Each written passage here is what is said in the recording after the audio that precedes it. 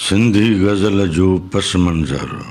अगूणे ज़माने में गज़ल सिर्फ़ गज़ाल गमज़े हुस्न हुस्नाकिन सूंह सां विरूह जी शाइरानी सिन्फ़ सम्झो वेंदो हुयो। इहा सिन्फ़ ईरानी शाइरीअ में पैदा थी, जंहिंजो ख़ालिक़ ईरानी शाइर रोदकी हुयो।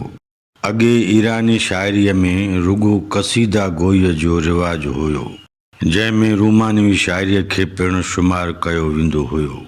क़सीदे जो उहो टुकड़ो जंहिंमें रूमानवी शाइरी हूंदी हुई, तंहिंखे तशबीब सॾियो वेंदो हुयो।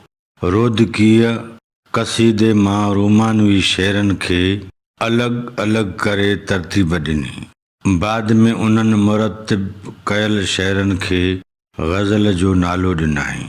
सिंधी शाइरीअ ते जॾहिं ईरानी शाइरीअ जो असरु पियो त सिंधी ॿोलीअ में पिणु गज़ल चवण लिखण जो रिवाज पियो ऐं सिंधी शाइरनि फ़ारसीअ जे असर में सिंधी गज़ल लिखणु शुरू कयो।